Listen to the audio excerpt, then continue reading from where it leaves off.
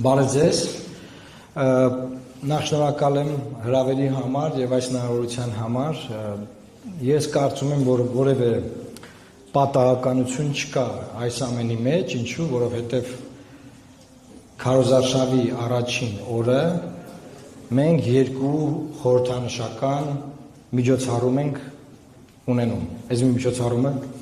ներառյալ նկատի ունեմ, մենք գալիս ենք Երասխից Երասխում գնացել էինք մի գործարան, որը պետք է կառուցվեր 2 տարի առաջ, սակայն Ադրբեջանի նախագահ Իլհամ Ալիևը եւ Ադրբեջանը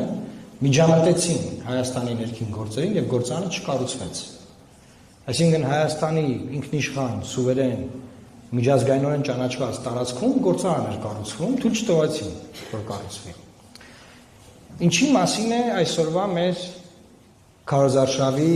այդ տարածքից մեկնարկը։ Մենք այսօր մեկնարկել ենք ինքնիշխանության թեմայով, որովհետև Լուսավոր Հայաստան կուսակցության համար, մեր թիմի համար ինքնիշխանությունը, մեր պետության անկախությունը ամենակարևոր ֆունդամենտալ հարցերն են։ Եվ մենք այսօր այդ խորհրդանշական վայրից սկսեցինք արշավը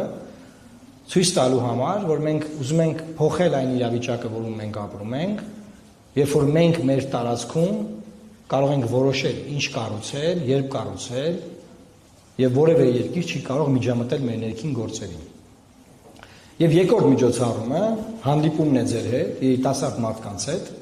մեր քարոզարշավի հիմնական թիրախը դուք եք, երիտասարդներն են, որովհետեւ մեր ուսումնասիրությունները ցույց են տալիս, որ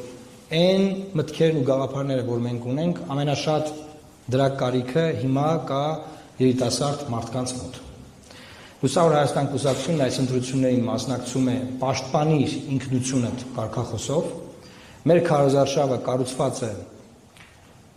պետականության ինքնության, մեր մշակույթի, մեր ժառանգության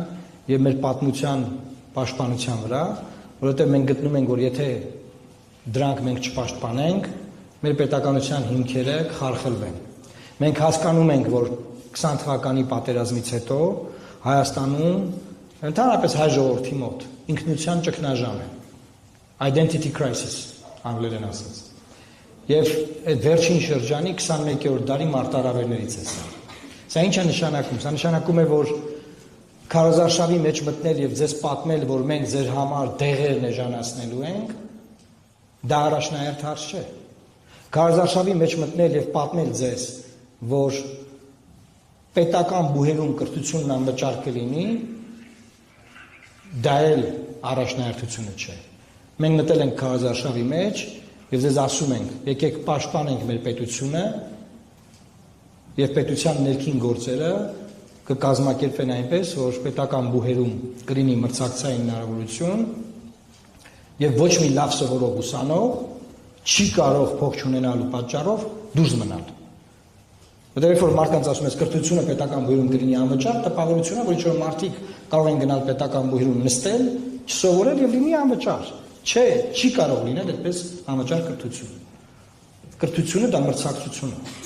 Բարձրագույն կրթության մասին խոսք ունենք։ Եվ հետ գալով մեր կարգախոսներին, մենք նաեւ մի կարգախոս ենք դրել շրջանառության մեջ, որը ֆուտբոլային է, խնդրելու եմ դրա մասին Կարպիսը իր խոսքում կասի, եւ ես չեմ ուզում նաեւ, որ մենք այս իմաստով բացման խոսքը շատ երկարացնենք, որովհետեւ տեսնում եմ, որ ունենք հնարավորություն ուղիղ ձեզ հետաքրքրող հարցերին պատասխանելու,